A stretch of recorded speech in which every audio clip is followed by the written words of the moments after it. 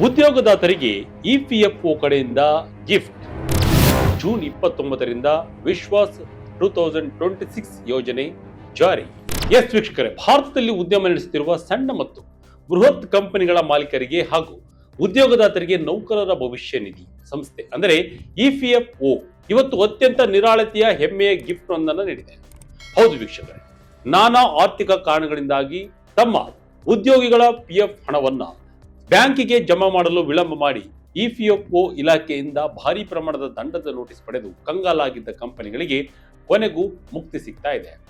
EPFO ಇಲಾಖೆಯು June 29, 2026ರಿಂದ ಜಾರಿಗೆ ಬರುವಂತೆ ಅತ್ಯಂತ ಐತಿಹಾಸಿಕ ಹಾಗೂ ಕ್ರಾಂತಿಕಾರಿ ರಿಯಾಯಿತಿ ಯೋಜನೆ ವಿಶ್ವಾಸ್ 2026 ಯೋಜನೆಯನ್ನ ಅಧಿಕೃತವಾಗಿ ಘೋಷಿಸಿದೆ.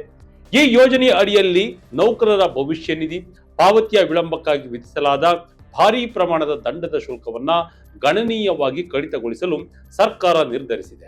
ಜೂನ್ 29ರಿಂದ ಆರಂಭವಾಗಲಿರುವ ಈ ಯೋಜನೆ ಕೇವಲ 6 ತಿಂಗಳ ಕಾಲ ಮಾತ್ರ ಜಾರಿಯಲ್ಲಿರಲಿದೆ. ಹಾಗಾದ್ರೆ ಏನಿದು ವಿಶ್ವಾಸ್ 2026 ಯೋಜನೆ? ಇದರಿಂದ ಕಂಪನಿಗಳಿಗೆ ಸಿಗಲಿರುವ ರಿಯಾಯಿತಿ ದರಗಳೇನು? ಇಪಿಎಫ್ಒ ವಿಧಿಸಿರುವ ಆ ಕಠಿಣ ಷರತ್ತುಗಳು ಮತ್ತು ದಂಡದ ಹೊಸ ದರಗಳೇನು? ಬನ್ನಿ ಈ ವಿಡಿಯೋದಲ್ಲಿ ಪ್ರತಿಯೊಂದು ವಿವರವನ್ನ ಅತ್ಯಂತ ಸರಳವಾಗಿ ನೋಡ್ತಾ ಹೋಗೋಣ. ಏನಿದು ವಿಶ್ವಾಸ್ 2026 ಯೋಜನೆ? ಕೇವಲ 6 ತಿಂಗಳು ಮಾತ್ರ ಜಾರಿ. ವೀಕ್ಷಕರೇ, ಮೊದಲಿಗೆ ಇಪಿಎಫ್ಒ ತಂದಿರುವ ಈ 2 ಯೋಜನೆಗಳ ಮೂಲ ಉದ್ದೇಶ ಏನೆಂಬುದನ್ನ ಸರಳವಾಗಿ ಅರ್ಥ ಮಾಡಿಕೊಳ್ಳೋಣ. ಸಾಮಾನ್ಯವಾಗಿ ಯಾವುದೇ ಒಬ್ಬ ಉದ್ಯೋಗದಾತ ಅಥವಾ ಕಂಪನಿಯ ಮಾಲೀಕ ತನ್ನ ಉದ್ಯೋಗಿಗಳ ಇಪಿಎಫ್ ವಂತಿಕೆಯನ್ನ ನಿಗದಿತ ಸಮಯಕ್ಕೆ ಸರಿಯಾಗಿ ಸರ್ಕಾರದ ಖಾತೆಗೆ ಜಮಾ ಮಾಡದಿದ್ದರೆ ಇಪಿಎಫ್ ಕಾಯ್ದೆ 1952ರ ಸೆಕ್ಷನ್ 14B ಅಡಿಯಲ್ಲಿ ಇಪಿಎಫ್ಒ ಆ ಕಂಪನಿಗೆ ಭಾರಿ ಮೊತ್ತದ ದಂಡವನ್ನು ವಿಧಿಸುತ್ತದೆ. ಆ ದಂಡದ ಮೊತ್ತ ಕೆಲವೊಮ್ಮೆ ಅಸಲಿಗಿಂತಲೂ ಹೆಚ್ಚಾಗಿ ಕಂಪನಿಗಳು ಸಾಲದ ಸುಳಿಗೆ ಸಿಲುಕುತ್ತವೆ ಅಥವಾ ಕೋರ್ಟ್ ಮೆಟ್ಟಿಲೇರುತ್ತವೆ. ಇಂತಹ ಬಾಕಿ ಉಳಿದಿರುವ ಇಪಿಎಫ್ ಪ್ರಕರಣಗಳನ್ನ ಸೌಹಾರ್ದಯುತವಾಗಿ ಮಾತುಕತೆಯ ಮೂಲಕ ಹಾಗೂ ಕಾನೂನು ವಿವಾದಗಳಿಲ್ಲದೆ ಬಗೆಹರಿಸಿಕೊಳ್ಳಲು ತಂದಿರುವ ಯೋಜನೆಯೇ ಈ ವಿಶ್ವಾಸ್ 2026. ಈ ಯೋಜನೆಯ ಅಡಿಯಲ್ಲಿ ಅರ್ಹ ಉದ್ಯೋಗದಾತರು ತಮಗೆ ವಿಧಿಸಲಾದ ಸಾಮಾನ್ಯ ದಂಡದ ಬದಲಾಗಿ ಅತ್ಯಂತ ಸಣ್ಣ ಮೊತ್ತದ ರಿಯಾಯಿತಿ ದರದ ದಂಡವನ್ನ ಪಾವತಿಸಿ ತಮ್ಮ ಮೇಲಿರುವ ಕೇಸ್ಗಳನ್ನ ಶಾಶ್ವತವಾಗಿ ಕ್ಲೋಸ್ ಮಾಡಿಕೊಳ್ಳಬಹುದು.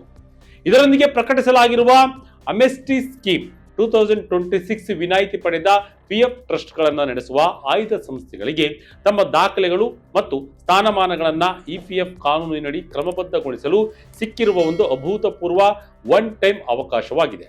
ಈ ಇಡೀ ಯೋಜನೆ ಇಪಿಎಫ್ಒ 2026ರ ಭಾಗವಾಗಿದ್ದು 2026ರ ಜೂನ್ 29ರಿಂದ ಜಾರಿಗೆ ಬಂದಿತ್ತು. ಮುಂದಿನ 6 ತಿಂಗಳ ಕಾಲ ಮಾತ್ರ ಇದು ಚಾಲ್ತಿಯಲ್ಲಿರುತ್ತೆ.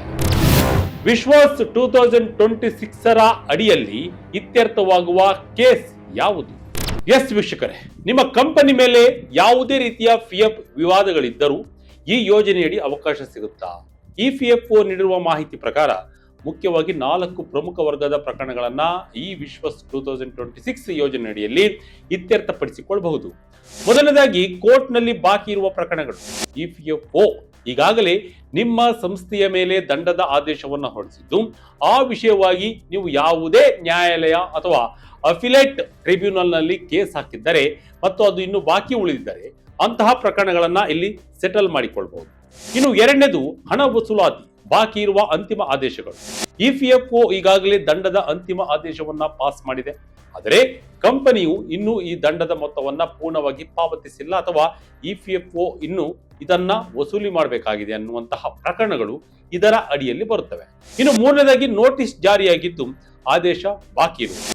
ಇಪಿಎಫ್ಒ ನಿಮ್ಮ ಕಂಪನಿಗೆ ಪಿಎಫ್ ವಿಳಂಬ ಪಾವತಿಗಾಗಿ ಈಗಾಗಲೇ ಅಧಿಕೃತ ನೋಟಿಸ್ ನೀಡಿದೆ ಮತ್ತು ವಿಚಾರಣೆ ಆರಂಭಿಸಿದೆ, ಆದರೆ ಇನ್ನು ಯಾವುದೇ ಅಂತಿಮ ದಂಡದ ಆದೇಶ ಹೊರಬಿದ್ದಿಲ್ಲ ಎನ್ನುವ ಹಂತದ ಕೇಸ್ಗಳಿಗೂ ಇದು ಅನ್ವಯಿಸುತ್ತದೆ. ಇನ್ನು ನಾಲ್ಕನೇದಾಗಿ ಯಾವುದೇ ನೋಟಿಸ್ ಜಾರಿಯಾಗದ ಪ್ರಕರಣಗಳು. ಒಂದು ವೇಳೆ ನಿಮ್ಮ ಕಂಪನಿಯು ಪಿಎಫ್ ಹಣ ಕಟ್ಟಲು ತಡ ಮಾಡಿದೆ, ಆದರೆ ಇಪಿಎಫ್ಒ ಇನ್ನೂವರೆಗೂ ಕೂಡ ನಿಮಗೆ ಯಾವುದೇ ರೀತಿಯ ನೋಟಿಸ್ ನೀಡಿಲ್ಲ ಎಂದಾದರೂ ಸಹ ನೀವಾಗಿಯೇ ಮುಂದೆ ಬಂದು ಈ ಯೋಜನೆಯ ಲಾಭ ಪಡೆದು ಪ್ರಕರಣವನ್ನ ಮುಚ್ಚಬಹುದು. ವಿಶ್ವಾಸ್ 2026ರ ರಿಯಾಯಿತಿ ದಂಡದ ದರಗಳು. ಈಗ ಉದ್ಯೋಗದಾತರಿಗಿರುವ ಅತ್ಯಂತ ದೊಡ್ಡ ಕುತೂಹಲ ಎಂದರೆ ನಮಗೆ ಸಿಗುವ ಈ ರಿಯಾಯಿತಿ ಏನು, ದಂಡ ಎಷ್ಟು ಕಡಿಮೆ ಆಗುತ್ತೆ ಎಂಬುದು. ವೀಕ್ಷಕರೇ, ಈ ಯೋಜನೆಯ ಪ್ರಕಾರ 2024ರ ಜೂನ್ 14ಕ್ಕಿಂತ ಮುಂಚಿತವಾಗಿ ನಡೆದಿರುವ ಪಿಎಫ್ ಪಾವತಿ ವಿಳಂಬದ ಪ್ರಕರಣಗಳಿಗೆ ಇಪಿಎಫ್ಒ ಅತ್ಯಂತ ಕಡಿಮೆ ಮತ್ತು ರಿಯಾಯಿತಿ ದರದಲ್ಲಿ ದಂಡವನ್ನು ವಿಧಿಸಲು ನಿರ್ಧರಿಸಿದೆ. ಆ ದರಗಳ ಪಟ್ಟಿ ಹೀಗಿದೆ. 2 ತಿಂಗಳವರೆಗಿನ ವಿಳಂಬಕ್ಕೆ ಕೇವಲ ಪ್ರತಿ ತಿಂಗಳಿಗೆ 0.25% ದಂಡ ವಿಧಿಸಲಾಗುತ್ತೆ. 2 ತಿಂಗಳಿಂದ 4 ತಿಂಗಳಿಗಿಂತ ಕಡಿಮೆ ಅವಧಿಯ ವಿಳಂಬಕ್ಕೆ ಪ್ರತಿ ತಿಂಗಳಿಗೆ ಕೇವಲ 0.50ರಷ್ಟು ದಂಡ ಇರಲಿದೆ. 4 ತಿಂಗಳಿಗಿಂತ ಹೆಚ್ಚಿನ ಅವಧಿಯ ವಿಳಂಬಕ್ಕೆ ಪ್ರತಿ ತಿಂಗಳಿಗೆ ಕೇವಲ 1% ಮಾತ್ರ ರಿಯಾಯಿತಿ ದಂಡವನ್ನ ವಿಧಿಸಬಹುದಾಗಿದೆ. ಸಾಮಾನ್ಯವಾಗಿ ವಿಧಿಸುವ ಭಾರಿ ದಂಡಕ್ಕೆ ಹೋಲಿಸಿದರೆ ಈ ದರಗಳು ಅತ್ಯಂತ ಕನಿಷ್ಠವಾಗಿದ್ದು ಕಂಪನಿಗಳಿಗೆ ಕೋಟ್ಯಾಂತರ ರೂಪಾಯಿ ಉಳಿತಾಯವಾಗುವುದರಲ್ಲಿ ಯಾವುದೇ ಅನುಮಾನವಿಲ್ಲ. ಯೋಜನೆಗೆ ಅನ್ವಯವಾಗುವ ಷರತ್ತುಗಳೇನು?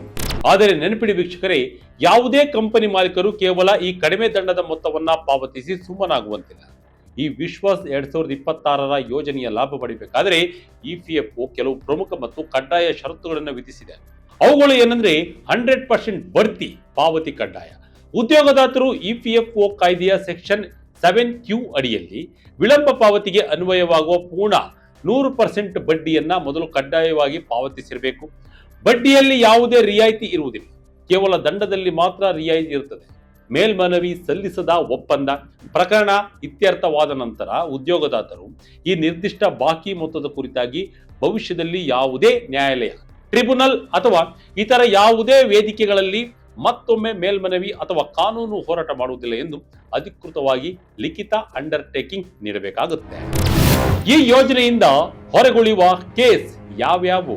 ಇಲ್ಲಿ ಪ್ರಮುಖವಾದ ಮತ್ತೊಂದು ವಿಚಾರವೆಂದರೆ ಇಲ್ಲಿ ಎಲ್ಲಾ ರೀತಿಯ ಪಿಎಫ್ ಡಿಫಾಲ್ಟರ್ಗಳಿಗೂ ಅನ್ವಯಿಸುವುದಿಲ್ಲ. ಕೆಲವು ವರ್ಗದ ಪ್ರಕರಣಗಳನ್ನ ಈ ವಿಶ್ವಾಸ್ 2026ರ ಯೋಜನೆಯಿಂದ ಕಡ್ಡಾಯವಾಗಿ ಹೊರಗಿಡಲಾಗಿದೆ. ದಂಡವನ್ನ ಪೂರ್ಣವಾಗಿ ವಸೂಲಿ ಮಾಡಲಾಗದ ಸಂಸ್ಥೆಗಳು ಯಾವ ಕಂಪನಿಗಳಿಂದ ಇಪಿಎಫ್ಒ ಈಗಾಗಲೇ ದಂಡದ ಮೊತ್ತವನ್ನ ಸಂಪೂರ್ಣವಾಗಿ ವಸೂಲಿ ಮಾಡಿದೆಯೋ ಅಂತಹ ಸಂಸ್ಥೆಗಳಿಗೆ ಈ ಯೋಜನೆ ಅನ್ವಯಿಸುವುದಿಲ್ಲ ಮತ್ತು ಕಟ್ಟಿದ ಹಣ ವಾಪಸ್ ಸಿಗುವುದಿಲ್ಲ.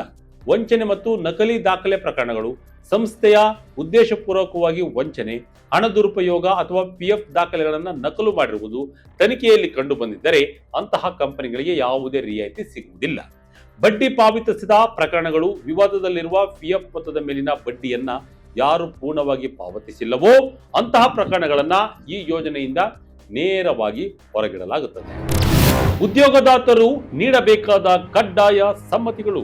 ಈ ಯೋಜನೆಯ ಲಾಭ ಪಡೆದು ಕಾನೂನು ಹೋರಾಟವನ್ನ ಕೊನೆಗೊಳಿಸಲು ಕಂಪನಿಗಳು ಇಪಿಎಫ್ಒಗೆ ಪ್ರಮುಖವಾಗಿ 2 ಕಡ್ಡಾಯ ಸಮ್ಮತಿಗಳನ್ನು ನೀಡಬೇಕಾಗುತ್ತೆ.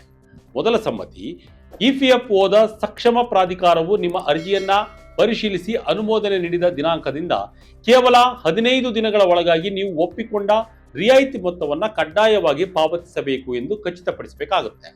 ಎರಡನೇ ಸಮ್ಮತಿ, ಕಂಪನಿಯು ಒಂದು ಕಡ್ಡಾಯ ಪ್ರಕಟಣೆಯನ್ನ ಬರೆದುಕೊಡಬೇಕು. ಅದೇನೆಂದ್ರೆ ವಿಶ್ವಾಸ್ 2026ರ ಅಡಿಯಲ್ಲಿ ಈ ವಿವಾದವು ಇತ್ಯರ್ಥಗೊಂಡ ನಂತರ ಅರ್ಜಿದಾರರಾದ ನಾವು ಸದರಿ ಬಾಕಿ ಮೊತ್ತಕ್ಕೆ ಸಂಬಂಧಿಸಿದಂತೆ ಯಾವುದೇ ನ್ಯಾಯಾಲಯ, ಟ್ರಿಬ್ಯುನಲ್ ಅಥವಾ ಇತರ ಯಾವುದೇ ವೇದಿಕೆಯ ಮುಂದೆ ಯಾವುದೇ ಮುಂದಿನ ಅಪೀಲು ಅಥವಾ ಕಾನೂನು ಪ್ರಕ್ರಿಯೆಗಳನ್ನು ದಾಖಲು ಮಾಡುವುದಿಲ್ಲ. ಅರ್ಜಿದಾರರು ನಾವು ಸದರಿ ಬಾಕಿ ಮೊತ್ತಕ್ಕೆ ಸಂಬಂಧಿಸಿದಂತೆ ಯಾವುದೇ ನ್ಯಾಯಾಲಯ, ಟ್ರಿಬ್ಯುನಲ್ ಅಥವಾ ಇತರ ಯಾವುದೇ ವೇದಿಕೆಯ ಮುಂದೆ ಯಾವುದೇ ಮುಂದಿನ ಅಪೀಲು ಅಥವಾ ಕಾನೂನು ಪ್ರಕ್ರಿಯೆಗಳು ದಾಖಲಿಸುವುದಿಲ್ಲ ಎಂದು ಮೂಲಕ ಭರವಸೆಯನ್ನು ನೀಡುತ್ತೇವೆ. ಒಮ್ಮೆ ಉದ್ಯೋಗದಾತರು ಈ ಒಪ್ಪಂದಕ್ಕೆ ಸಹಿ ಹಾಕಿದರೆ ಇಪಿಎಫ್ಒ ಕೂಡ ಕೋರ್ಟ್ಗಳಲ್ಲಿ ಬಾಕಿ ಇರುವ ಪ್ರಕರಣಗಳನ್ನ ಹಿಂತೆಗೆದುಕೊಳ್ಳಲು ಅಥವಾ ಇತ್ಯರ್ಥಪಡಿಸಲು ಪೂರ್ಣವಾಗಿ ಸಹಕರಿಸುತ್ತದೆ. ಇದರಿಂದ ಉಭಯ ಕಡೆಯವರೆಗೂ ಸಮಯ ಮತ್ತು ಹಣದ ಉಳಿತಾಯವಾಗುತ್ತೆ. ವೀಕ್ಷಕರೇ, ಇಪಿಎಫ್ಒ ಪ್ರಕಟಿಸಿರುವ ಈ ವಿಶ್ವಾಸ್ 2026 ಯೋಜನೆ ಉದ್ಯೋಗದಾತರಿಗೆ ಮತ್ತು ಉದ್ಯಮ ವಲಯಕ್ಕೆ ಸಿಕ್ಕಿರುವ ಅತ್ಯಂತ ಮಹತ್ವದ ಕೊಡುಗೆಯಾಗಿದೆ. ನಾನಾ ಆರ್ಥಿಕ ಸಂಕಷ್ಟಗಳಿಂದಾಗಿ ಪಿಎಫ್ ಪಾವತಿ ವಿಳಂಬ ಮಾಡಿ ಭಾರೀ ಪ್ರಮಾಣದ ದಂಡದ ಹೊರೆ ಮತ್ತು ದೀರ್ಘಾವಧಿಯ ಕಾನೂನು ಹೋರಾಟಗಳಿಂದ ಕಂಗಾಲಾಗಿದ್ದ ಕಂಪನಿ ಮಾಲೀಕರಿಗೆ ಈ ಯೋಜನೆ ಅತ್ಯಂತ ದೊಡ್ಡ ಆರ್ಥಿಕ ನಿರಾಳತೆ ನೀಡಲಿದೆ. ಅತ್ಯಂತ ಕಡಿಮೆ ದರದ ದಂಡ ಪಾವತಿ ಮತ್ತು ಮೇಲಿರುವ ಪ್ರಕರಣಗಳನ್ನ ಮಾತುಕತೆಯ ಮೂಲಕ ಇತ್ಯರ್ಥಪಡಿಸಿಕೊಳ್ಳಲು ಇದು ಅತ್ಯುತ್ತಮ ಒನ್ ಟೈಮ್ ಅವಕಾಶವಾಗಿದೆ.